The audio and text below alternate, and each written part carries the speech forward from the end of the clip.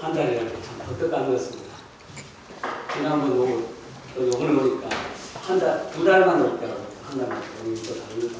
이렇게 또 성도를 만나서 참 반갑습니다. 오늘 제가 서두는 좀 짧게 했습니다. 말씀을. 오늘 제가 말씀을 교제하는 제목은 교만이라는 것을 갖고 교제하기를 원합니다. 성경에 야고보서 4장 6절을 좀 보시겠습니다. 야고보서 4장 6절을 좀 보시겠습니다.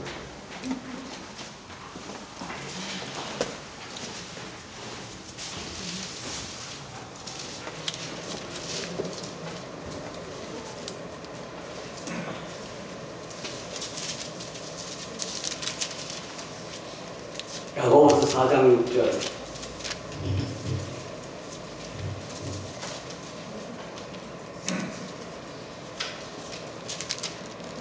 찾았으면 다 같이 읽도록 하겠습니다. 야고보서 4장 6절 시작. 그러나 더욱 큰 은혜를 주시나니 그러므로 어쩌되 하나님이 교만한 자를 물리치시고 겸손한 자에게 은혜를 주신다 했느니라. 오늘 이 말씀을 갖고 교제를 하겠습니다. 먼저 말씀을 드리기 전에 성도님께 질문을 하나 드리겠습니다. 자, 성도님들은 그리스도 안에서 겸손한 사람입니까? 교만한 사람입니까? 오늘 말씀을 듣고 나면 하나님이 가장 싫어하는 것이 교만입니다. 이 교만이 우리의 신앙생활 속에서도 얼마나 넓고 깊게 뿌리 박혀 있는지를 성도님 알게 됩니다. 그리고 또 그로 인해서 우리는 얼마나 고통스럽고 힘들게 신앙생활을 하고 있는지도 알게 됩니다. 그리고 우리가 주님 안에서 얼마나 교만한지를 깨닫게 되고 또 주님 앞에 날마다 겸손한 삶을 살게 해달라고 이렇게 간절히 기도해야 되는 것입니다. 왜냐하면 교만은 모든 죄의 근원이 교만입니다. 우리의 삶의 모든 고통의 근원이 교만입니다. 어떤 사람은 이렇게 얘기합니다. 교만에 비하면 다른 모든 죄들은 벼에게 물린 자국보다 적다고 그렇게 얘기합니다.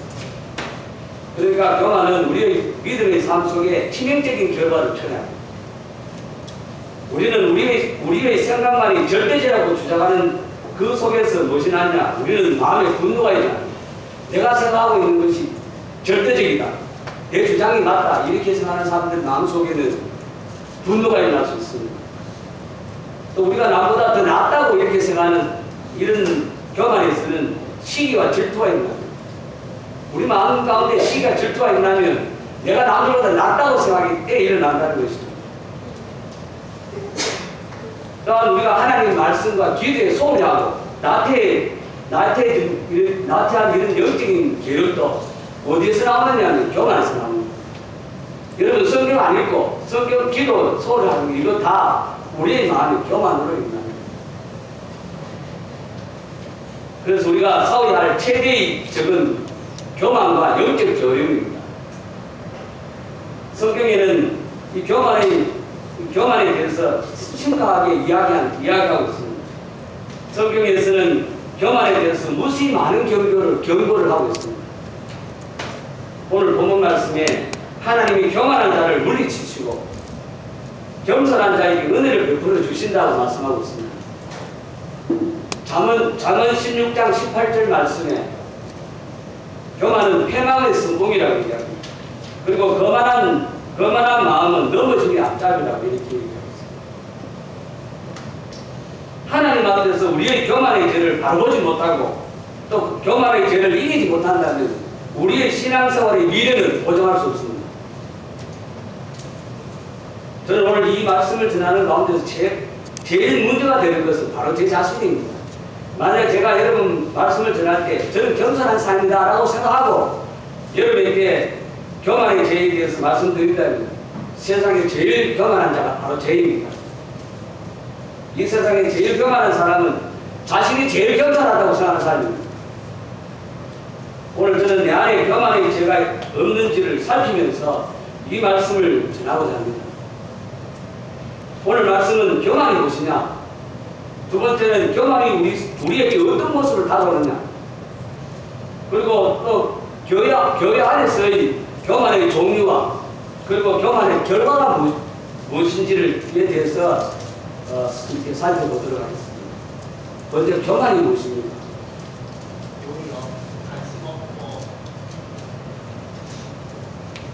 첫째, 교만은 모든 죄의 뿌리이고 시작입니다. 교만의 사전적 의미를 보면 그냥 잘난 체하고 겸손함이 없이 건방지다 이렇게 표현합니다. 사전에서는. 한마디로 말하면 자기 자신을 높이는 겁니다. 교만은 극단적인 자기중심적인 사람입니다. 자기중심적인 일은 죄악입니다. 교만. 그래서 이 교만은 때로는 자만이나 거만이나 오만이나 이렇게 나타나게 됩니다. 성경적으로 교만이라는 것은 아까 조금 전에 있는 사전적인 의미였고, 이 성경적 교만에서는 하나님이 이 세상 천지 만물을 하나님 계획 가운데서 세웠었습니다. 이때는 항상 하나님은 질서와 위치 가운데서 모든 천지 만물들을 만든 것입니다. 쉽게 말하면 하나님이 인간을 만들 때 우리 각자가 다 하나님의 정하신 위치 안에 딱 정해져 있습니다. 그래서 우리에게 정해주신 그 위치에서 만족하지 못하고 다른 위치로 우리 자신을 옮기는 것, 이런 것들을 우리는 교만이라고 얘기합니다. 하나님이 정해주신 위치를 벗어나서 내가 원하는 자를 옮겨가 버리면 그것은 곧 교만이 되는 것입니다. 예를 들자면 이 우주 가운데 굉장히 많은 우주의 천지 만물들이 있습니다. 특히 천체들이 많죠. 하늘에 무수히 많은 별들이 있을 텐데 이런 별들이 만약에 하나님이 정해진 위치에서 벗어나서 자기 마음대로 움직인다면 이 우주는요 파괴되거든요.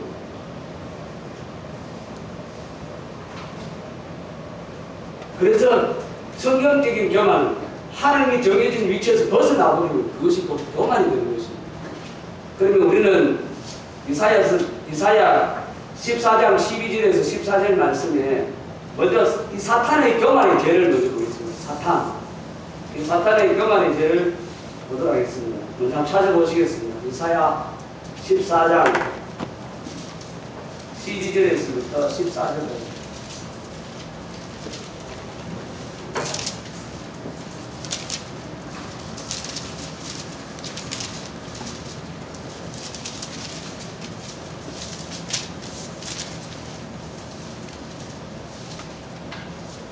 이사야 14장 12절에서 14절까지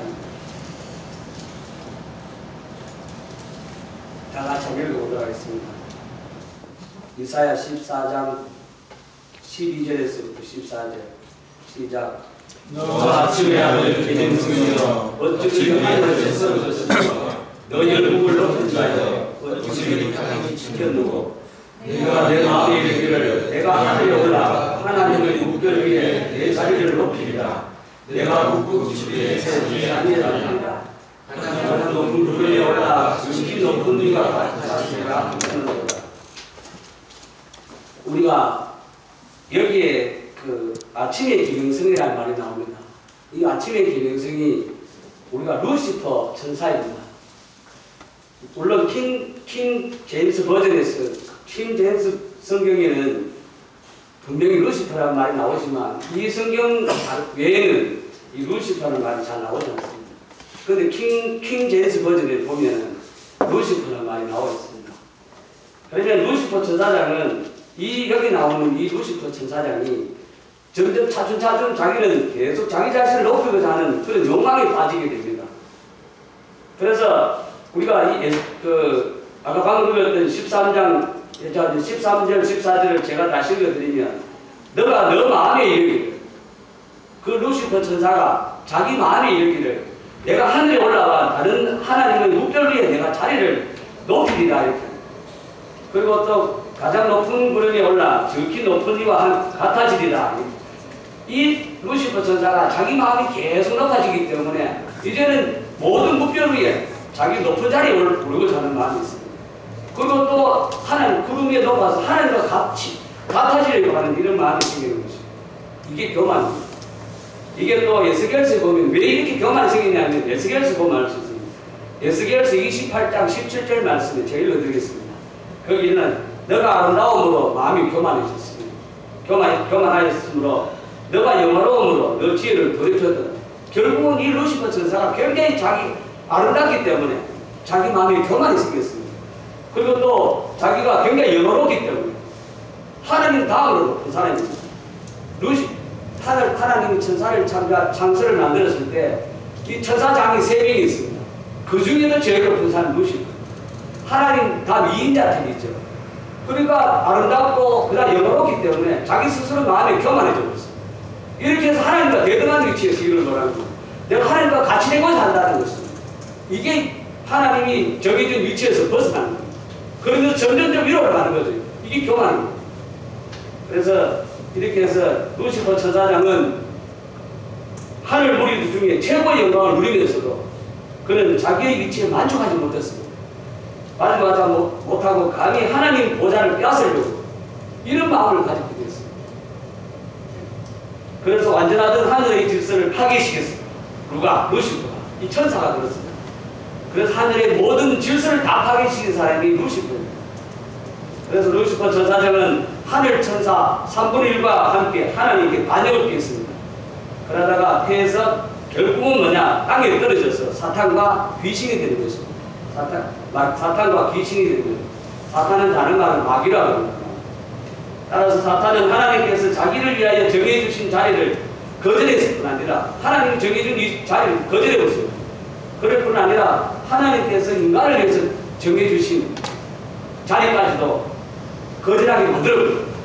그러니까 자기만 사탄만 하나님이 정해주신 자리에서 벗어나는 것이 아니라 결국은 인간이 만들어준 그 자리에서도 벗어나게 만드는 것이 사탄이라는 것입니다. 그것이 어디 나오냐면 창세기 3장 1절에서부터 6절 말씀입니다. 다 같이 한번 찾아보겠습니다. 창세기 3장 1절에서부터 6절.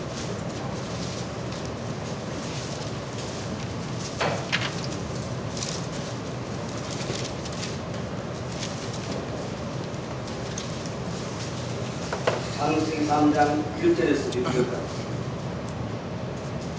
제가 읽겠습니다.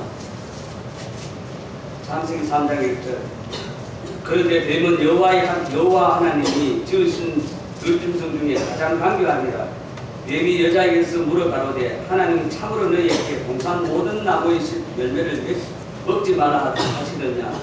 여자가 뱀에게 말하되 동산 나무의 열매를 우리가 먹을 수 있으나 동산 중앙에 있는 나무의 열매는 하나님의 말씀에 너희는 먹지도 말고 만지지도 말라. 너희가 죽을까 하노라 하셨느니라. 뱀이 여자에게 이르되 너희가 결코 죽지 아니하리라. 너희가 그것을 먹는 날에는 너희 눈이 밝아져 하나님과 같이 되어 선악을 알 줄 하나님이 아심이니라. 여자가 그 나무를 본즉 먹음직도 하고 과음직도 하고 지혜롭게 할 만큼 탐스럽기도 한 나무인지라. 여자가 그 열매를 따먹고 자기와 함께 있는 남편에게도 주매 그도 먹은지라.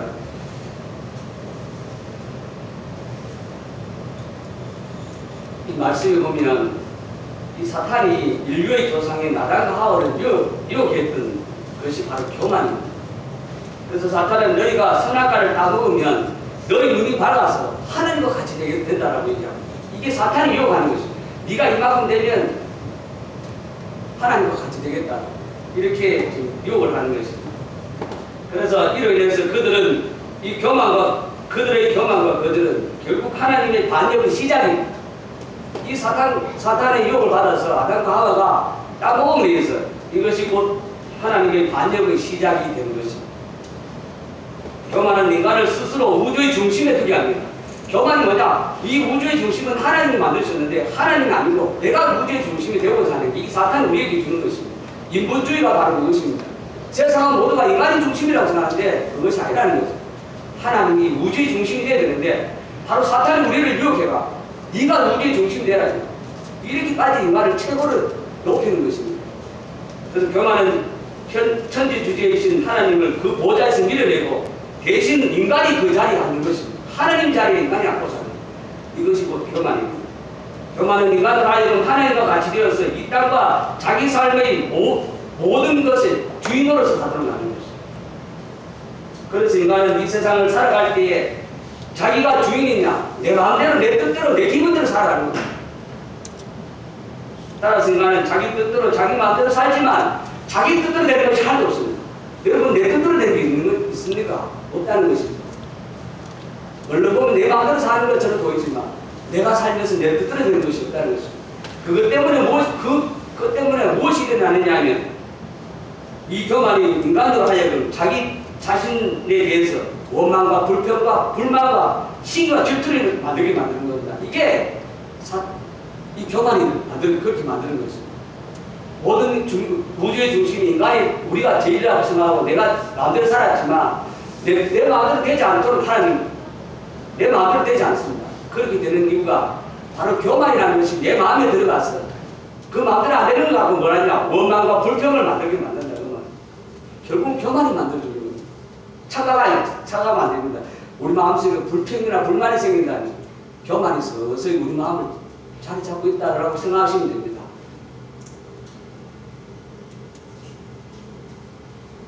둘째, 교만은 스스로 속이는 것. 교만이 딱 생기면 스스로 속이는 것입니다. 어떻게 속이느냐? 교만은 우리 자신을 과대평가하지 않으면 우리 자신을 과소평가하게 만드는 겁니다. 이렇게 해서 만약 과대평가하면 외적으로 우월감이 생깁니다. 과소평가하면 외적으로 열등감을 만들게 됩니다. 먼저 우월감은 주위 사람들보다 자신이 낫다고 생각하는 거예요. 여러분 마음속에 내가 주위보다 좀 낫다. 이때부터 우리는 마음 가운데 이 교만이 우리 마음에 들어오기 시작합니다. 자신이 그토록 지혜롭고 선하고 충성한 사람으로 착각하고 스스로 속이는 것입니다. 그러므로 끊임없이 자신을 내세우고 남들보다 항상 앞서가려고 그러고 자신의 은사와 재능을 자랑하려고 하고 이렇게 노력하면 이것은 교만이 우리에게 주는 것입니다. 그렇게 해서 네가 남들보다 낫다라고 자꾸 얘기하는 거예요. 그러면서 마음 가운데 교만을 불러일으킵니다. 그는 자신이 소유하고 있는 모든 것들에 만족하지 못하고 끊임없이 더 많은 것을 추가하려고 하는 것입니다. 반면에 열등감은요, 우월감은 그렇다면 열등감은 바로 자신의 약점이나 단점이나 결점이나 이 부족한 점들만 바라보면서 스스로 자존심을 세우는 겁니다. 자존심을 세우면서 서서히 벽을 쌓게 되는 겁니다. 여러분 조심해야 됩니다. 여러분 특히 이 열등감은 교만하고 관계없는 것처럼 보이지만 이것 또한 교만입니다. 어떻게 보면 교만으로 보이지 않지만 이거 역시 또 하나의 형태의 교만이라는 것을 아셔야 돼요. 여러분 자존심 강하다 결코 좋지 않습니다. 제가 잘 알거든요. 저도 옛날에는 자존심 굉장히 강했습니다. 그런데 세월이 흐르고 지나보니까 제일 부끄러운 게 바로 그거였다는 것입니다. 제가 얘기하는 시간이 많이 걸리니까 딱 한 가지 하겠습니다.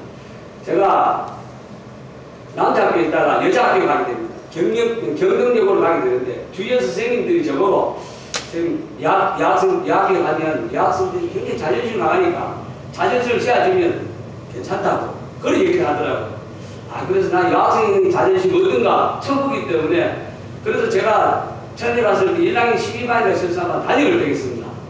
담임을 됐는데 그래가 3월 초에 시험을 치고 나서 이제 성적표가 나왔습니다.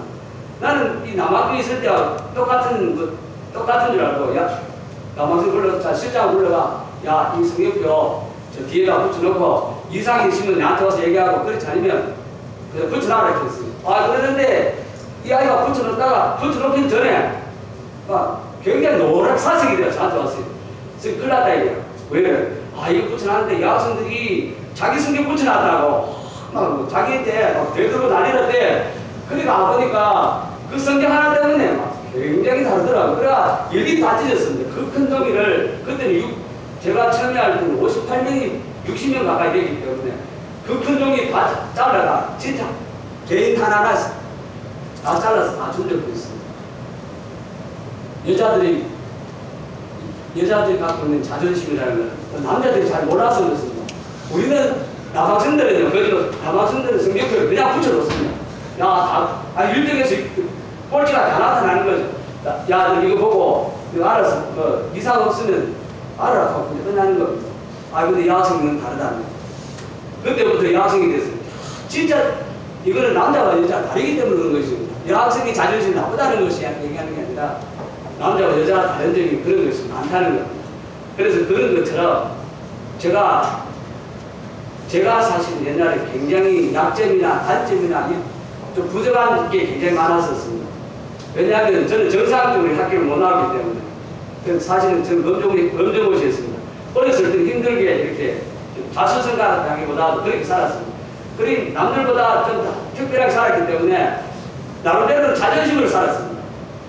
근데 나중에 대학교를 가고 주님을 딱 믿고 나니까 제일 부끄러운 게 뭐냐, 내가 옛날 내세웠던 이 자존심, 그 얘기가 너무 길기 때문에 그 정도 하겠습니다. 어쨌든 이 자존심도 또 하나의 뭐라, 교만이 하는 것입니다. 착각하면 안 됩니다. 이게 왜 그러냐면은 이 자존심 또한 뭐냐, 자기 중심적이거든요. 자기 내면을 쳐다보면 아까보다 교만하지 무엇을 받지 못하고 열등감을 갖는 것입니다. 그래서 여전히 하나님이 아닌 자기가 중심이 되어 있기 때문에 그렇습니다. 이런 사람들은 하나님이 자기를 그렇게 만드는 데 대해서 불만을 아주 많이 갖고 있습니다. 그들은 불만을 가지는 모든 일에 모든 생각을 집중하는 겁니다. 그래서 뭐냐, 너무 집중하기 때문에 편집증이라든가 우울증이라든가 다 나타나는 겁니다. 이게 교만에서 나오는 거라는 걸 아셔야 됩니다. 우리는 이게 병이라고 생각하는데 병보다 중요한 건 자기를 너무 집중하게 생각해요. 자기를 너무 자기 중심적으로 생각하기 때문에 이런 것이 일어난다는 것을 알아야 됩니다. 그 다음 또 교만은 파괴적입니다.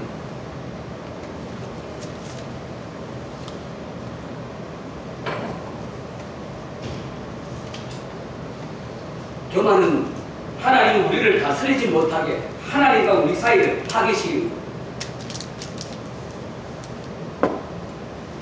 그러므로 우리 안에 교만이 자리 잡고 있는 한 우리는 하나님과 진정한 관계를 가질 수가 없습니다. 따라서 하나님은 하나님과 우리 사이를 이간시키는 교만을 철저히 미워하고 있다는 사실. 그래서 하나님 말씀할 때마다 교만하지 않아요. 하나님은 여기에 잠언 16장 5절 말씀에 이런 말씀, 무릇 마음이 교만한 자는 여호와께서 미워하신다. 하나님이 미워하는 건 교만한 거예요. 왜? 이 교만한 건 하나님 우리 사이를 이간시키고 교만한 사람은 하나님 잘 안 옵니다. 못 옵니다. 그래서 하나님과 인간 사이를 이간시키기 때문에 하나님은 이 교만을 철저히 미워하신다는 거예요. 그래서 아까 잠언 16장 5절에 보면 무릇 마음이 교만한 자는 여호와께서 미워하시나니 피차 손을 잡을지라도 벌을 면치 못한다. 우리는 교만과 손 잡아버리면 벌을 면치 못합니다. 잠언 8장 13절에 이런 말씀이 있습니다. 여호와를 경외하는 것은 악을 미워하는 것이다. 나는 교만과 거만과 악한 영수와 폐역한 입을 미워하느니라. 하나님은요, 우리의 교만과 이 교만을 보다 더 나은 거만이나 교만, 이런 것이나 악한 행실이나 폐역한 입을 미워하신다고 얘기합니다. 그 다음 또 잠언 6장 16절과 19절 말씀을 드리기는 여호와께서 미워하시는 것, 그 마음에 싫어하는 것이 예의롭게 7가지가 있는데, 그러면 교만한 눈과 거짓된 혀와 무지한 자의 피를 흘리는 손과 악한 계교를 꾀하는 마음과 빨리 악으로 달려가는 발과 거짓을 말하는 망령된 증인과 형제 사이를 이간시키는 자가 하나님이 가장 싫어하는, 미워하는 사람 7가지, 미워하는 것 중 7가지가 바로 그것입니다. 첫 번째가 교만한 눈이다.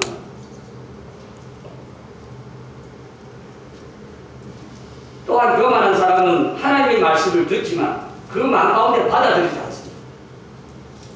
예레미야 13장 15절 말씀에 너희는 들을지어다. 너희는 하나님의 말을 들어라. 귀를 기울여 봐라. 교만하지 말지어다. 교만하지 말아라. 교만하면 하나님의 말씀이 안 듣는다는 거예요. 여호와께서 이렇게 말씀하셨습니다. 또 예수님은 어떻게 말씀해요? 예수님은요, 내 말이 너희 마음 가운데 들어갈 자리가 없는 거로 너희가 나를 죽이는 거다. 그렇게 예수님 바로 이 이스라엘 백성들 중에 이 바리새인 같은 이런 사람들이 결국은 예수님 그렇게 말씀을 전했는데도 그들의 마음에 바로 그 하나님 말씀이 들어갈 자리가 없었습니다. 결국 그들이 누구를 예수님을 죽이게 된 것입니다.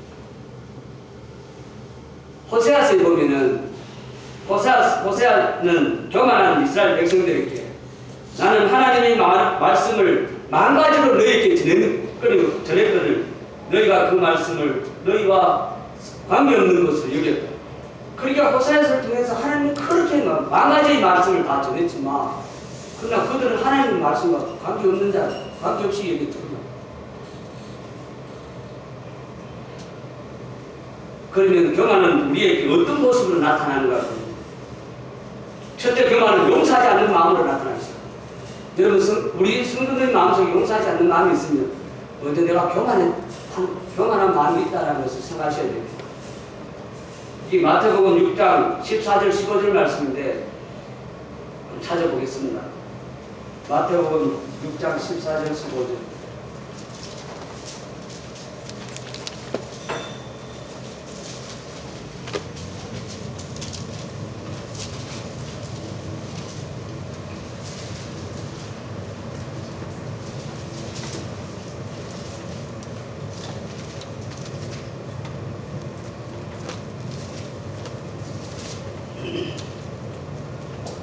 읽어드리겠습니다. 마태복음 6장 14절 15절. 너희가 사람의 잘못을 용서하면 너희 하늘 아버지께서도 너희 잘못을 용서하시려니와 너희가 사람의 잘못을 용서하지 아니하면 너희 아버지께서도 너희 잘못을 용서하지 아니하시니. 너희가 사람을 용서하면 하나님이 우리를 용서해 주십니다. 네가 사람을 용서하지 않으면 하나님이 우리의 것을 용서해 주지 않느냐 하신다. 이렇게 말씀하고 있습니다. 한번 보겠습니다. 성경님. 원수를 용서하는 것이 쉽습니까?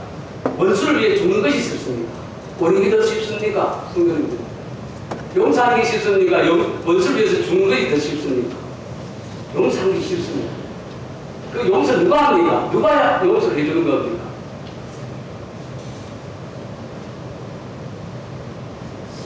용서는요, 용서받은 사람이 용서를 할 수 있습니다.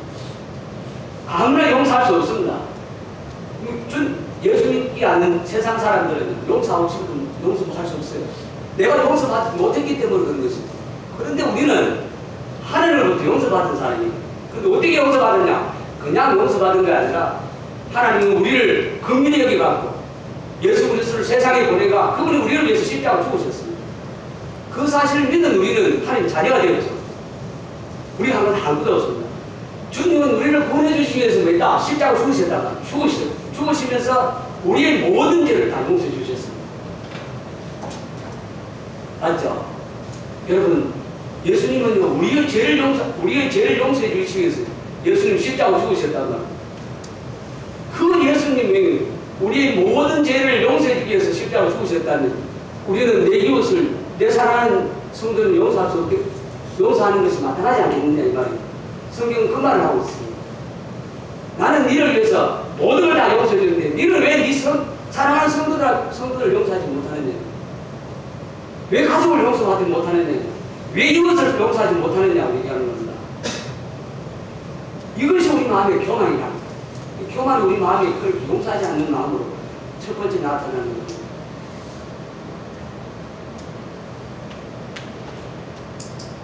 그래서 예수님은 원수인 저와 성도님들을 위해서 죽으시면서까지 우리를 용서해 주셨는데 우리는 원수를 용서하는 것이 마땅한데 하물며 사랑하는 성도님들을 용서하지 않는다면 하나님 성도님들을 노신여기고 성도님에 대해서 핍박한다면 판단하고 정죄한다면 이는 주님이 그 사랑 용서하시면 우리 반환한 일입니다.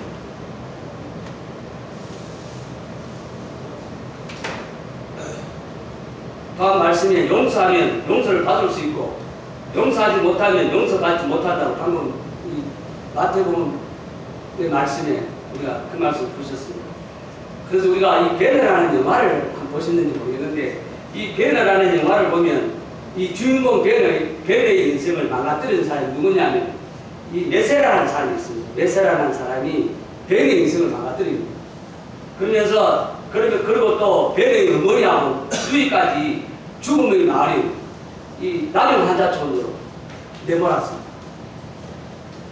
베르는 원수인 이 베세라를 절대 용서할 수 없었습니다. 그런 베르가 예수님을 만나게 된 겁니다. 용서할 수 없는 그 마음 가운데 복수심을 불타있는 이 베르가 예수님을 만나게 됩니다. 그래서 예수님을 만났는데 이때 바로 예수님이 자신을 죽이는 사람조차 용서하시는 예수님을 딱 보면서 그때 용서가 어떤 것임을 알게 되는 겁니다. 그리고 베르는 베세라를 용서합니다. 그렇게 용서하고 나니까 가장 첫 번째 치유되는 것은 베르의 마음이 치유되는 것입니다. 우리는 남을 미워하거나 남에 대한 복수심이 있는 사람은 그 마음이 치유되지 않습니다. 바로 용서를 해줘야만이 치유가 된다는 것입니다. 바로 이 베르는 그것을 알게 됩니다. 그래서 마음이 치유되니까 더불어 어머니와 누이의 그 병이 나면도 치유를 받게 되는 것입니다. 내가 용서할 때 이런 역사가 일어나는 것이죠. 그리고 내 영혼이 치유를 받게 된다는 것이죠. 에베소서 4장 32절 말씀을 제가 읽어드리겠습니다. 서로 친절하게 하며 불쌍히 여기며 서로 용서하기를 하나님이 그리스도 안에서 너희를 용서하신 것 같이 이렇게 나옵니다. 불쌍히 여기고 친절하고 서로 용서하기를 그리스도 안에서 너희를 용서하신 것 같이 나에게 피해를 주고 상처를 준 사람을 용서한다는 건 진짜 쉽지 않습니다. 왜냐하면 기도할 때는요 용서해야지 합니다. 그러나 눈 뜨고 나면 또 마음 가운데 다시 용서가 마음에서 끌어오르는 것을 용서할 수 없어서 상대편이 자기 잘못을 깨닫고 뉘우쳐서 내 앞에 무릎 꿇고 눈물을 흘리면서 용서를 빌어도 용서해 줄까 말까한데 도리어 깨닫기는 그냥 더 기고만장하고 잘난 척하고 이렇게 사는 것을 보면 어떻게 그런 사람을 용서해 줄 수 있겠습니까? 그래서 그런 사람을 용서한다는 것은 너무나 고통스럽고 힘든 일입니다. 그런데 방금 제가 읽었던 이 말씀은 그런데 우리가 하나님 앞에서 그런 모습이 아닙니까? 성도님들 방금 제가 읽었던 것처럼 우리가 하나님 앞에서 그런 모습, 우리가 얼마나 하나님 앞에서 기고만장합니까? 우리는 하나님 날마다 울면서 주님 앞에 내 잘못을 뉘우쳐도 말까하네. 우리는 날마다 이 욕심이 마음 가운데 있는 이런 죄를 가지고도 주님 앞에 자기의 죄를 고백하지 않을 뿐 아니라 도리어 기고만장하고 하면서 하나님 앞에 왜 나에게 이런 어려움을 주느냐, 왜 이런 고통을 주느냐 이렇게 주님 앞에 대드는 모습을 보면 하나님 우리를 어떻게 용서해 줄 수 있겠습니까?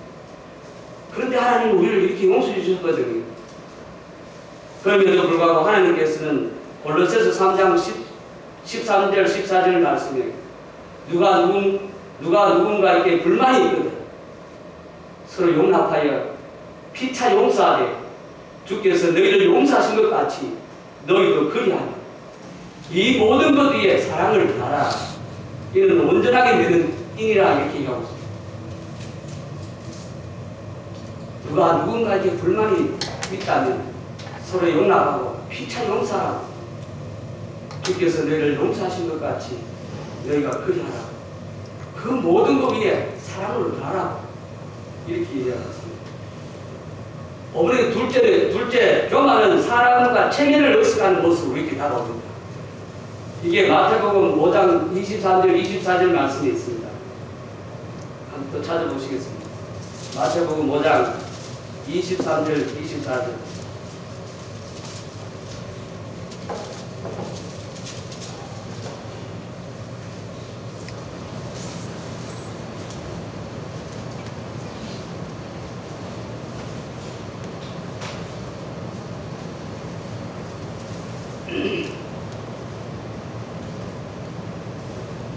제가 읽겠습니다.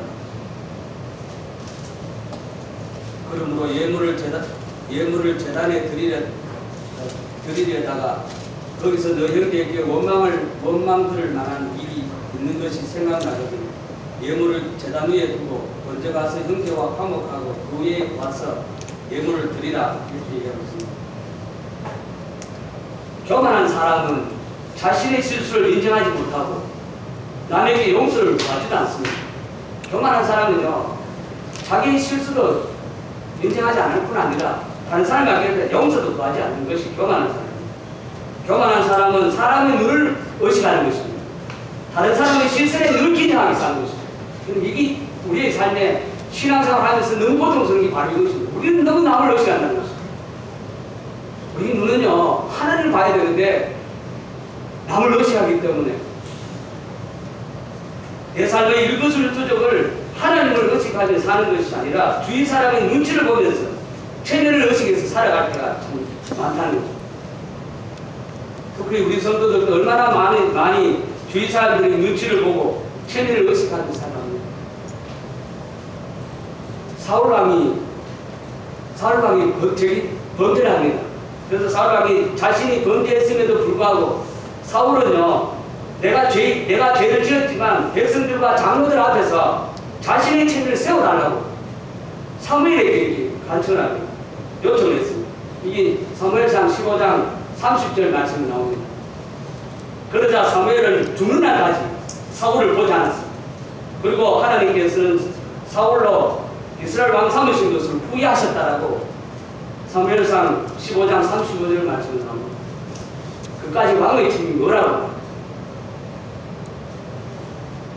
다윗 왕은 하나님의 언약궤가 오베데돔의 집에서 다윗 성으로 들어옵니다. 들어올 때 다윗 왕은 친구와 친밀을 생각하지 않고 오직 기쁨의 감격에 젖어서 이스라엘 백성들과 골라서 춤을 막 추었습니다. 다윗 왕이 언약궤가 다윗 성으로 들어오는 걸 보고 그 언약궤를 보면서 너무나 기뻐가 막 춤을 추게 됩니다. 그런데 이 사울의 딸이고 그 다음에 그 다윗의 아내인 이 미갈이라는 이 여인은 왕의 체면을 무시한 채 백성들 앞에서 춤을 추고 있는 이 다윗의 모습을 보고 업신여겼다는 사실입니다. 그로 인해서 미갈은 자기 성전에 자식이 없었습니다. 웃을 일이 아닙니다.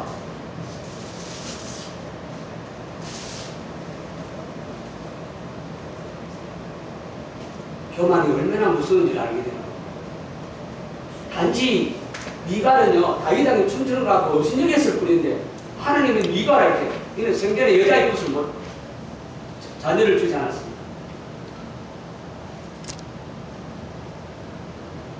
우리가 바로 그렇습니다. 우리가 바로 하나님 앞과 이 성도 앞에서 우리 얼마나 많이 자기 체면을 세우고 성도를 업신여기고 성도를 용서하지 않는 것입니다.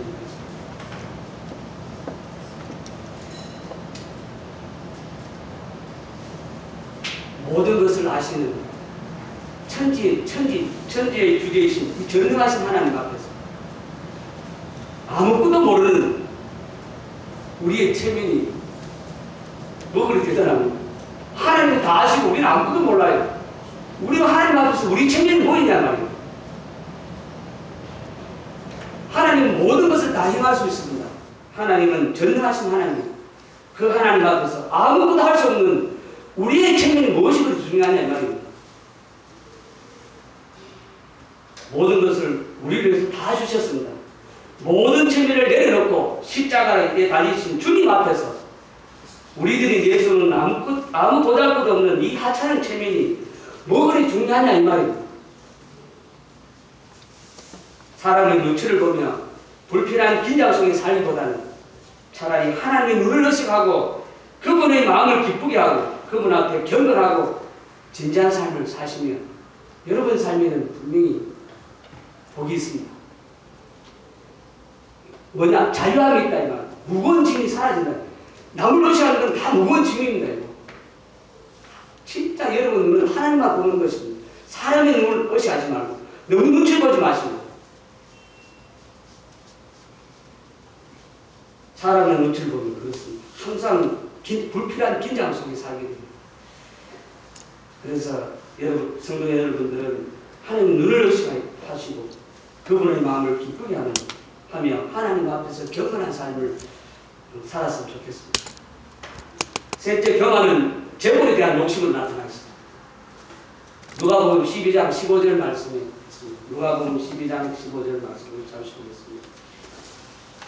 누가복음 12장 15절.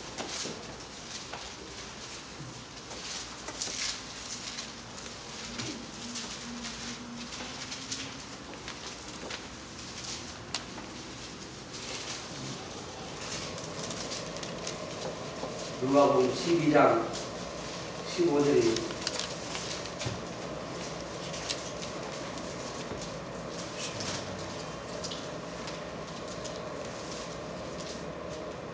제가 읽겠습니다. 12장 15절. 그들에게 이르시되 삼가 모든 탐심을 물리치라. 사람의 생명이 그 소유에 넉넉한 데 있지 아니하니라. 여기에 탐심을 물리치라고. 그리고 사람의 생명이 그 소유에 넉넉한 데 있지 않다고 얘기합니다. 여러분 부자다. 여러분 내가 많이 부유하다. 우리의 생명은 거기 있지 않다는 것입니다.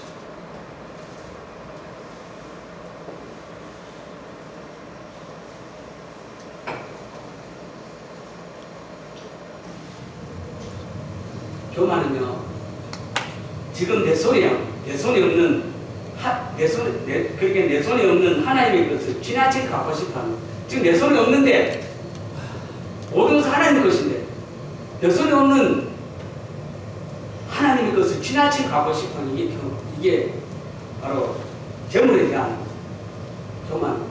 그래서 이 재물은 때로는 탐욕이나 탐심이나 과욕이나 이런 것들로 나타나게 됩니다. 그래서 야고보서 1장 15절 말씀에 욕심이 잉태한 즉 죄를 낳고 죄가 장성한 즉 사답을 낳느니라 그렇게 말씀하셨습니다. 그러나 성경에는 재물에 대해서 무수히 많은 경고를 합니다. 제가 몇 가지만 찾아봤는데 이런 말씀입니다. 자문에 보면 23장 4, 5절 말씀에 이런 말씀에 부자 되기에 애쓰지 말라. 이 지금 자문에 있는 말씀입니다. 부자 되기에 애쓰지 말고 너 사사로운 질을 버릴지어다. 너가 어찌 흠한 것에 주목하느냐. 정령이 재물은 스스로 날개를 내어 하늘을 나는 독수리처럼 날아가 버린다. 여기 가고 있는 재물이 스스로 날개 되어가지고 날아가 버리는 독수리같이 날아가 버리는. 시편 39편 6, 7절 말씀에 진실로 각 사람은 그림자같이 다니고 헛된 일로 소란하며 재물을 사나 누가 가질는지 알지 못한 재물을 샀는데 누가 가질는지 아무도 모른다. 주여 이제 내가 무엇을 바라리. 나의 소망은 주께 있나이다. 성경 말씀입니다. 오늘 역대상 29장 12절 역대상 29장 12절 말씀에 부와 기가 주께로 말미암고 또 주는 만유의 주제가 되사 손에 번스와 능력이 있사오니 모든 자를 크게 하심과 강하게 하심이 주의 손에 있다. 여러분 우리가 부하게 된다고 부하지는 게 아니라는 거예요. 하나님 손 안에 있다는 거죠. 하나님 손에 번스와 능력이 있기 때문에 모든 사람을 크게 하심과 강하게 하심이 주의 손에 있다. 왜냐하면 하나님은 만유의 주제이시기 때문에. 넷째, 교만은 자녀에 대한 거듭된 욕망으로 나타납니다. 어머니는 이 교만이 나타나면 이것이 이제 자녀들에게 또 거듭된 욕망으로 나타나게 됩니다. 에베소서 6장 4절에 그런 말씀입니다. 시간이 없기 때문에 그냥 지나가겠습니다. 우리가 보통 교만은 자녀들을 하나님이 원하시는 사람으로 키워가는 것이 아니라 부모 자신이 원하는 그런 사람을 키워가고 싶어하는 것입니다. 이 교만. 다시 말하면 교만한 부모는 자녀들이 세상에서 성공하고 명예를 얻기를 원하는 것입니다. 그러나 겸손한 부모는 자녀들이 하나님을 경외하고 자녀의 재능과 은사를 하나님의 나라를 위해서 쓰고 또 세상에서 좋은 영향을 끼치도록 그리고 모든 게 주님께 영광을 돌리는 이런 아이를 키워가는 것이 하나님이 원하는 자녀입니다. 그런데 주님 안에 있는 우리 성도님들도 자녀를 키우면 항상 성공하는 거예요. 그것을 부모들은 그렇게 원하지만 그러나 진짜 그것도 교만한 것이 나온다는 거예요. 교만은 자녀들에 대한 그릇된 욕망으로 나올 수 있다는 것입니다. 다섯째, 교만은 하나님 앞에서 자기 의를 자랑합니다. 교만하면요 하나님 앞에서 자기 의를 자랑하죠. 누가복음 18장 9절에서부터 12절까지 있습니다. 이거는 제가 찾아서 읽어드리겠습니다. 여기에 뭐가 있느냐면 두 사람이 나타납니다. 또 자기를 하나님 앞에 어렵다고 믿고 다른 사람을 멸시하는 자들에게 이 비유를 말하시죠. 이 비유를 말한 것은 어떤 사람이 아니냐, 하나님 앞에 어렵다 사람, 그리고 또 다른 사람을 멸시하는 이런 사람들에게 이 비유를 말한 것입니다. 두 사람이 기도하러 성전에 올라가면 하나는 바리새인이고 또 하나는 세리였습니다. 이 두 사람을 두고, 그래서 바리새인은 서서 따로 기도하게 되는데, 하나님이여, 나는 다른 사람들보다 다른 사람들 토색하고 불의하고 간음하는 자들과 같지 아니하고 이 세리와도 같지 아니함을 감사하나이다, 이렇게. 그러면서 나는 일에 2번씩 금식도 하고 그리고 또 소득의 11조도 냅니다. 이렇게 바리새인이 하나님 앞에 기도하고 있는 모습. 성경에 나오는 바리새인들이 자신들 이외의 사람들을 비판하고 판단함으로써 자기의 의를 자랑하는 이런 영적 교만한 사람. 그들은 자만심과 외적 경건에 지나치게 사로잡히기 때문에 나머지 자신들의 마음속에 있는 교만의 죄를 깨닫지 못한다는 게 무섭다는 거예요. 우리도 여기에서 충분히 포함될 수 있습니다. 우리는 영적 교만이 무섭다는 것입니다. 예수님은 그들을 겉으로는 아름답게 보이나, 그 바리새인들 향해서 그들은 겉으로는 아름답게 보이나 속에는 죽은 자의 뼈와 모든 더러운 것이 가득한 회칠한 무덤이다, 이렇게 얘기하셨습니다. 나름대로 경건하고 믿음이 좋고 기도를 많이 하는 성도일수록 이런 영적 교만에 빠질 위험성이 있다는 것을 알아야 됩니다. 그거는 어디 보면 하냐, 욥의 친구들을 보면 됩니다. 욥이 고난 가운데 있을 때 친구들이 다가와서 가까이 와서 다른 소리를 했죠. 틀린 말은 아닙니다. 친구들이 하는 말은, 야, 네 죄 때문에 너 벌받는 거 아니냐, 이 죄를 하나가 회개해라. 욥을 봤을 때는 크게 죄책이 별로기 때문에 자꾸 거룩하게, 욥은 나름대로 변명을 하게 됩니다. 그러니까 친구들이 자꾸 뭐냐면 인과하고 말합니다. 네 죄 때문에 이런 일이 일어나니까 하나님한테 그렇게 회개하라고 이렇게 얘기를 합니다. 친구들의 말이 욥의 고통을 위하게는 도리어 큰 상처만 주었습니다. 그런데 욥의 마지막에 하나님은 욥의 친구들을 크게 책망합니다. 이것이 바로 우리가 제일 경계해야 될 하나님 앞에서 영적 교만입니다. 우리는 성도들께 권면도 하고 어떤 위로도 하고 그렇게 하지만 때로는 성도에게 상처를 줄 수 있다는 것이죠. 저도 얼마든지 이런 것을 보게도 되고 또 그렇게 할 수도 있다는 것이죠. 성도들이나 어린 성도들하고 만났을 때 우리가 성도의 어려움을 먼저 알고 이해하고 서로 이렇게 격려하는 것보다 대부분의 어려운 성도님들은 다 믿음이 약하고 기도하지 않아서 그렇습니다. 그래서 우리가 기도가 부족하고 믿음이 없어서 그런 거 아니냐라고 이렇게 얘기를 합니다. 그러면서 그의 나라와 그의 의를 구하라고 이렇게 고민하지만 장문하면 그런 것들도 굉장히 상처를 받을 수 있다는 것을 한 예를 들어서 그렇습니다. 또 하나님 앞에서의 교만은 이제 사람들 앞에서도 나타납니다. 하나님 앞에 교만한 사람은 사람 앞에서 나타나는 게 있습니다. 예수님은 바리새인들에게 자기를 옳았다고 믿고 다른 사람을 멸시하는 자들이다, 이렇게 말했습니다. 이렇게 사람 앞에서 교만한 사람은 자신이 최고라고 여기기 때문에 다른 사람들을 경멸하고 무신여기고 오멸하고 이렇게 무시하는 겁니다. 이것을 성경에서 능력이라고 합니다. 능력이라는 말이 바로 이런 말입니다. 우리는 다른 사람을 무시하는 능력의 죄를 짓지 말아야 됩니다. 사람들 앞에서 교만한 사람은 하나님의 말씀뿐만 아니라 다른 사람의 말에 대해서도 귀를 기울이지 않는다는 것입니다. 다른 사람의 말을 듣지 않고 자신의 말만 많이 하는 사람이 바로 교만한 사람이다. 남의 말을 많이 들어줘야 됩니다. 내 말을 너무 많이 하면 안 된다는 거예요. 또 교만한 사람은 남들에게 배우를 들지도 않는 겁니다. 배우를 하지도 않는다. 예수님은 어린아이들에게 배우라고 말씀하고 있습니다. 그런데 교만한 사람은 아무에게도 배우려고 하지 않습니다.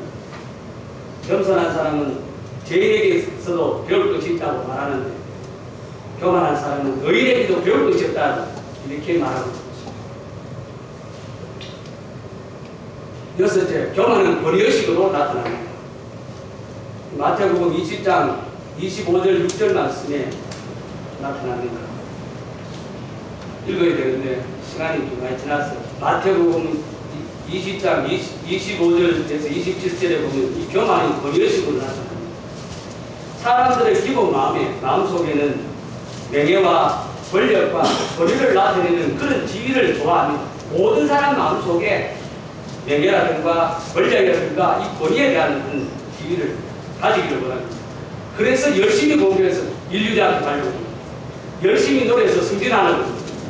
열심히 노력해서 지도자적인 위치에 서려고 합니다. 부단히 애쓰고 노력해서 명예와 권력을 잡습니다. 그렇게 잡고 나면 이때부터 자기 마음속에 권위의식이라는 교만에 빠져들기 쉽다는 것입니다. 권력이 없을 때는 겸손하다가 권력을 좀 잡으면 잡을수록 자기도 모르게 다른 사람들을 분리하려고 하는 이런 교만이 생길 수 있다는 것입니다. 그 권력과 세력이 오래가지 않는데도 불구하고 자기 스스로 권위주의에 빠져서 이렇게 퇴마하는 경우가 흔히 일어납니다. 많은 대통령도 그렇지 않습니까?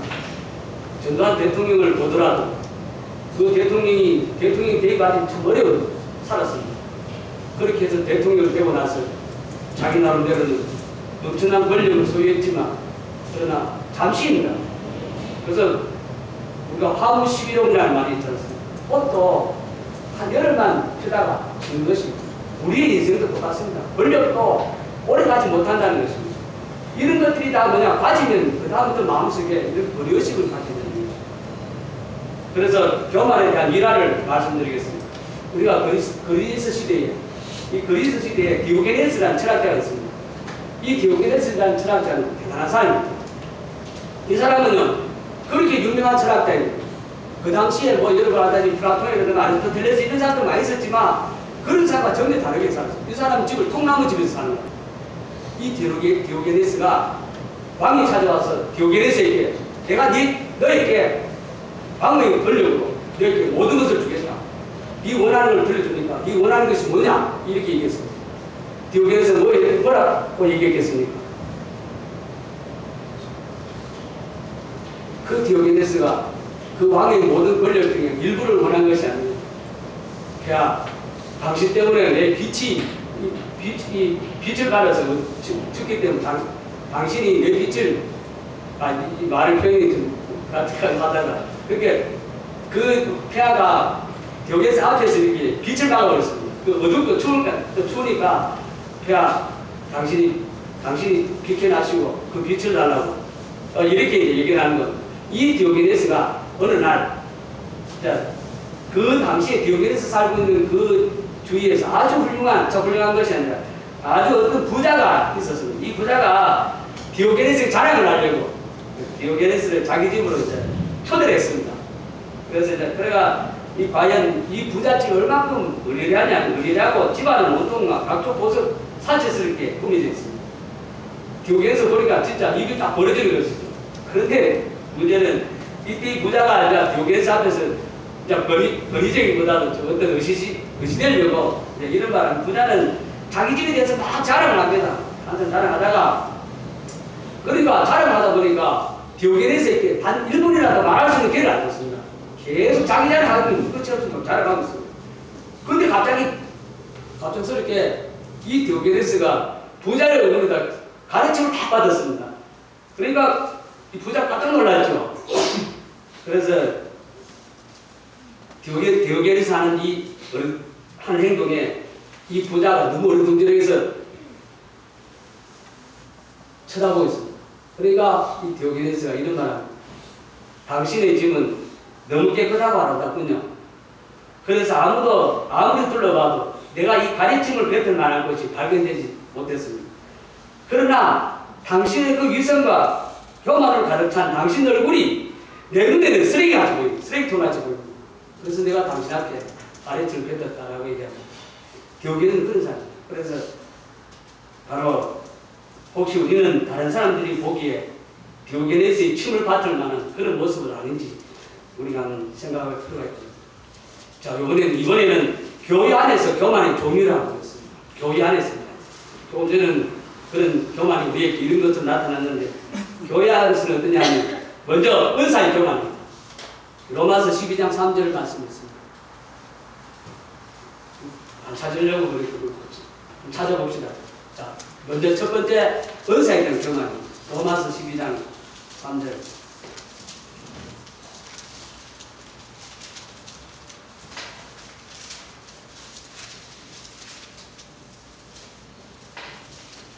로마서 12장 3절.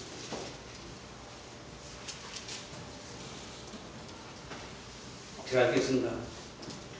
내게 주신 은혜로 말미암아 너희 각 사람에게 말하노니 마땅히 생각할 그 이상의 생각을 품지 말고 오직 하나님께서 각 사람에게 나눠주신 믿음의 분량대로 지혜롭게 생각하라. 이렇게 은사는 자랑거리가 아닙니다. 은사는 교회를 섬기기 위해서 하나님께서 성도들을 각자에게 주신 선물입니다.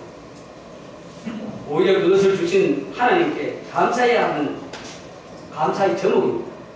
근데 우리는 은사를 갖고 자랑하고 은사를 갖고 남을 판단하고 이렇게는 안 된다. 오직 교회를 위해서 성도를 위해서 하나님이 각자에게 주신 하나님의 선물이라는 것을 아셨습니다. 두 번째 지혜의 교만입니다. 우리는 우리 고린도서 3장 18절 말씀이 있습니다. 한번 찾아보시겠습니다. 지혜의 교만입니다. 고린도서 3장 18절.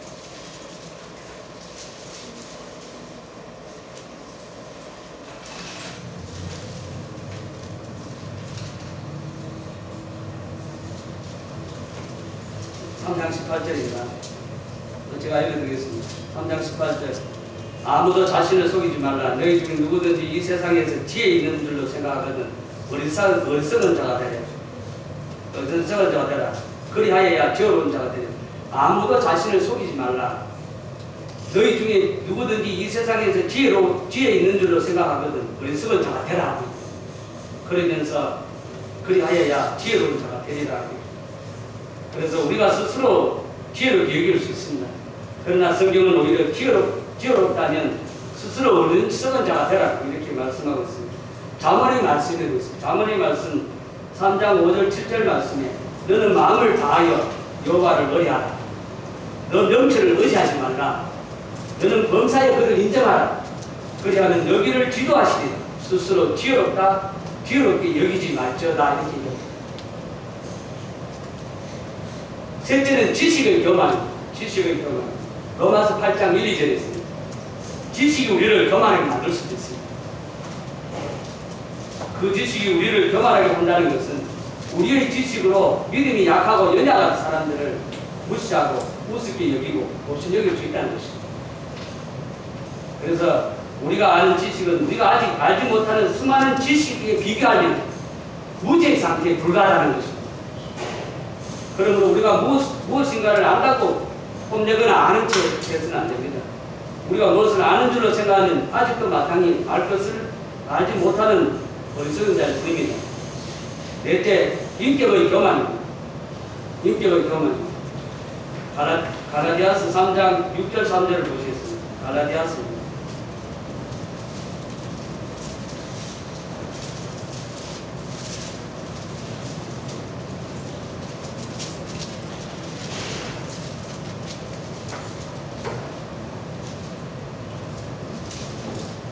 제가 읽겠습니다. 만일 누가 아무것도 되지 못하고 된 줄로 생각하면 스스로 속입니다. 누가 아무것도 되지 못하고 된 줄로 생각하면 스스로 속입니다. 사람은 태어날 때부터 불안정한 모습으로 태어납니다. 그리고 우리가 여러 가지 교육을 통해서 인간다운 인간으로 살아가는 법을 배우는 것입니다. 우리 모두는 변화되어 가는 과정입니다. 우리는 성화되는 과정입니다. 우리가 아주 완전하게 되는 것은 아니라는 거죠. 우리가 나중에 이제 죽고 나서 주님 앞에 나아갈 때 영화로운 모습으로 완전한 모습으로 가겠지만 세상을 사는 동안까지는 우리는 계속 성화되어 가는 과정입니다. 하나님을 닮아가는 것입니다. 하나님의 형상을 닮아가는 것입니다. 하나님의 인격을 닮아가는 것입니다. 우리는 아직도 영적인 미성숙자입니다. 그런 우리가 무엇이 되었다고 생각하여 변치 않다면 자신을 진정으로 알지 못한다는 것입니다. 다섯째, 경건의 교만. 경건의 교만. 야고보서 1장 26절에 그런 말씀입니다. 야고보서 1장 26절.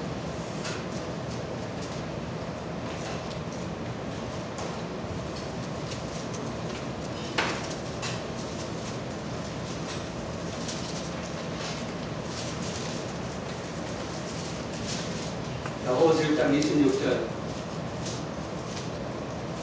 누구든지 스스로 경건하다 생각하며 자기를 재갈 부리지 아니하고 자기 마음을 속이면 이 사람은 경건은 끝이다. 그러니까 경건한 사람이 말을 함부로 하자거나 이 말에 대해서 그저 선한 말을 하지 않으면 이 경건은 다 끝입니다. 그렇게 얘기하고 있습니다. 그래서 경건은 인간이 하나님을 경외하는 태도로서 항상 하나님을 경배하고 그 중심에 살아야 됩니다. 제가 이 경건이라는 것을 한번 찾아보니까 경건이라는 말은 무슨 말이냐? 우리가 보통 사전에 찾아보면 신앙심이 아주 두텁다 이래서 나왔습니다. 그런데 이 원어를 찾아보면 이 경건이라는 말은 우리 마음에 하나님은 가득 차 있다. 이 경건, 우리는 경건이라고 어떤 외형적인 모습을 말하는 것이 아니라 우리 마음에 하나님이 가득 차 있습니다. 가득 차 있기 때문에 누가 내 배를 딱 치면 내 입에서 하나님이 말하는 거예요. 앉으나서나 주님 생각. 이게 경건한 모습입니다. 우리가 그냥 경건하다 하면 다른 사람들이 외형적으로 왔을 때 저 사람 참 믿음적 이런 것이 아니라 우리 마음 가운데 하나님이 가득 차 있는 모습입니다. 그래서 우리가 무엇을 하든지 하나님, 이런 다윗이 왜 하나님을 하고 마음이 합하지 않냐면 다윗은 시를 쓰려고 붓을 딱 드는 순간이면 첫 번째 나온 게 여호와는 나의 목자시.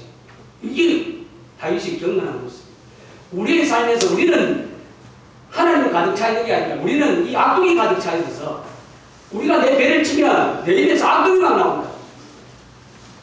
이게 아니라 경건한 모습은 내 속에 하나님으로 가득 차 있는 것입니다. 그래서 앉으나 서나 주님 생각, 또 무엇을 하든지 주님 생각 가득 차 있는 이걸 경건이라고 해요. 그래서 이 경건, 참된 경건은 행동이 구체적으로 나타나야 됩니다. 아까 겉으로 나타나는 외형적인 모습을 말하는 게 아니라 삶에서 나타나는 것입니다. 특히 어느 생활에 잘 반영됩니다. 표를 잘 전하지 못한 사람은 경건한 사람입니다. 경건은 하나님을 닮는 것입니다. 경건은 하나님을 채워진 것입니다. 경건은 하나님과 함께 하고 있는 것이 경건입니다. 그래서 우리의 언행심사가 얼마나 중요한지 말해주셨습니다. 여섯째, 경건은 우리 교회 안에서도 소유의 교만이 일어날 수 있습니다.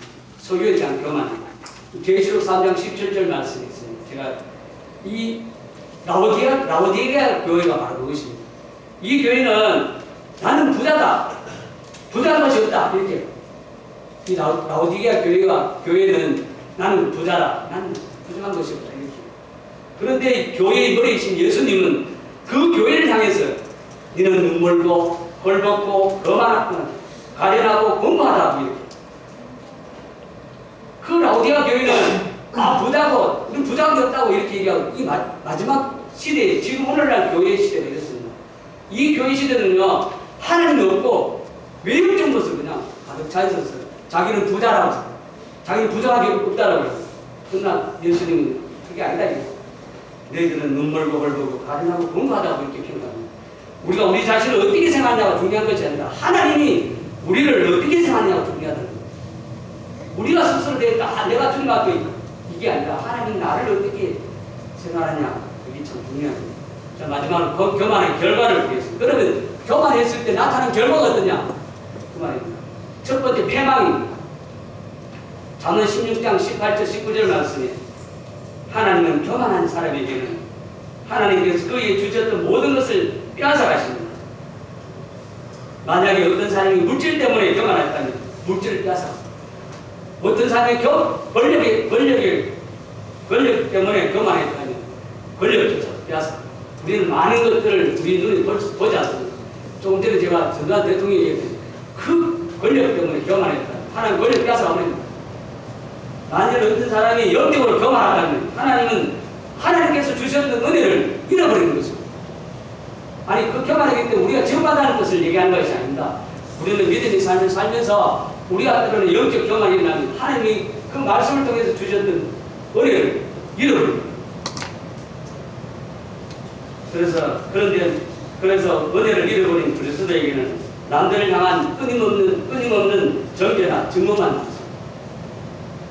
그래서 결국 남을 정죄하고 그다음 증오하다가 결국은 우리 인생은 하나님의 모든 은혜를 잃어버립니다. 슬픈 믿음의 삶을 살 수 있다는 것입니다. 또한 교만은 공동체를 파멸합니다. 교만한 사람이 교회에 많이 있으면 모두 자신이 최고라고 하기 때문에 절대 하나 되지 못하는 것입니다.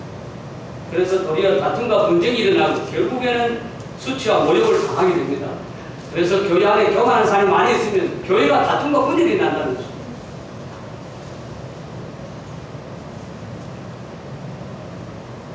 하나님 앞에 교만한 사람은 바벨을 쌓으려 하지만 결코 승부하지 못하고 흩어짐을 당하게 됩니다. 우리가 바벨탑 사건 알죠? 많은 사람들이 하나님과 대고돼서 바벨탑을 쌓고 있습니다. 그러나 싸우면 하나님 무너뜨려버립니다. 결코 그래서 사람들 앞에서 교만한 사람은 자신만의 바벨을 쌓고 자신만의 성으로 들어가 버립니다.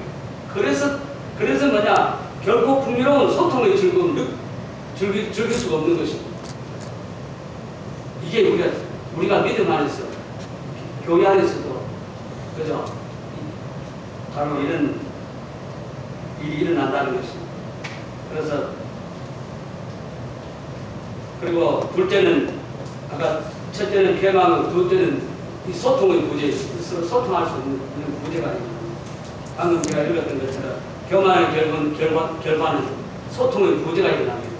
이것으로 인해 사람들은 계속적으로 반목하고 갈등하고 그다음 원리하고 이런 굴레 속에서 빠져들어가 버리는 겁니다.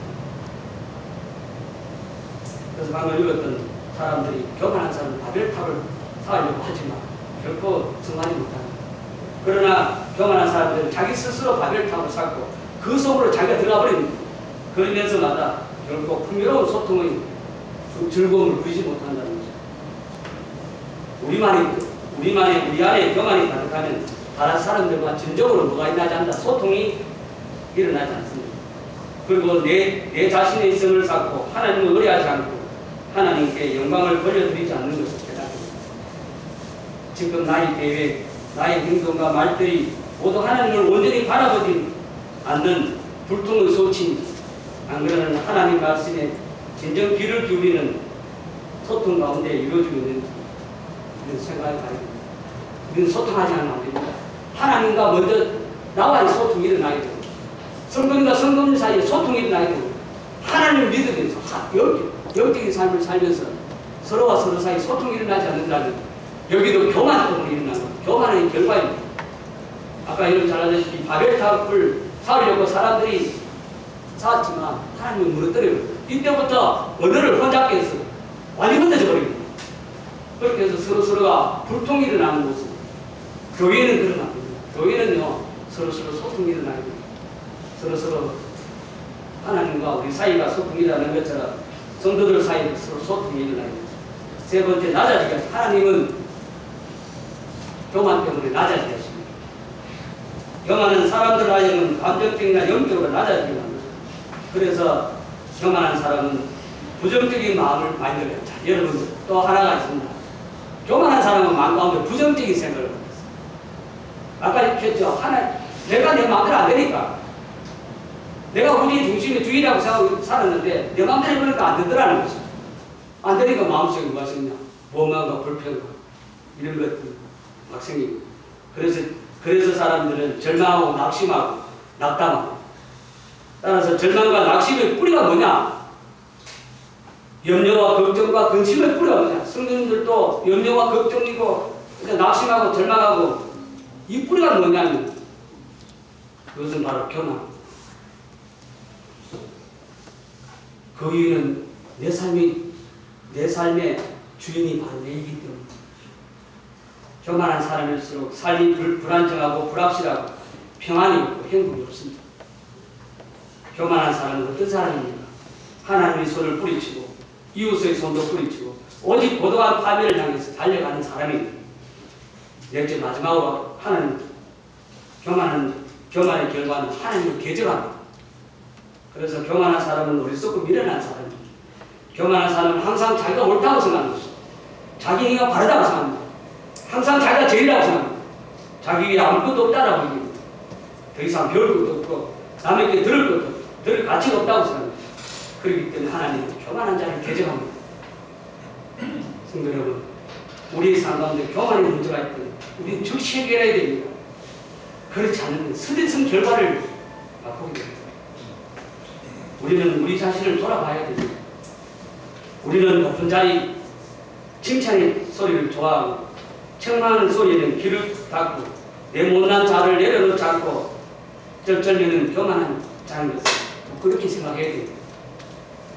내 스스로 지혜롭다고 여기고 내 생각이 절대적이라고 생각하고 범사의 주님을 인정하지 않는 그런 교만을 우리는 회개해야 됩니다.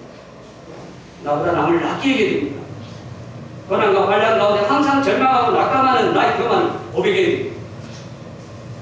내가 말씀을 아는 것처럼 하나님 말씀을 더 부지런히 공부하지 않고 기도에 전념하지 않는 이런 영적인 게으름도 주님 앞에 부끄럽게 해야 됩니다. 그러면 우리가 어떻게 이 교만을 이길 수 있습니까? 이것은 오직 겸손밖에 없습니다. 그래서 어거스틴이 말했듯이 첫째도 겸손이고 둘째도 겸손이고 셋째도 겸손이고 겸손은 완벽 통치합니다. 우리 삶에는 겸손이 있어야 됩니다. 교만은 주님이 지시지만 겸손은 주님이 세우십니다. 우리는 우리가 주님 앞에서는 아무것도 아닌 것입니다. 내가 남들하고 비교할 때는 좀 나을지도 모르겠습니다. 주님 앞에서는 아무것도 아니라는 것을 아셔야 돼요. 그게 겸손입니다. 겸손이 뭐냐? 먼저 자기 자리를 찾아가는 것. 아까 높았던 자리에서 내려와야 돼요. 그러고 나서는 하나님을 찾아서 하나님께 모든 것을 올려드려야 돼요. 자기 자리에서 오직 겸손한 마음으로 하나님을 섬기는 것입니다. 우리가 교만을 이기고 세상을 이길 수 있는 것이 아닌가 이렇게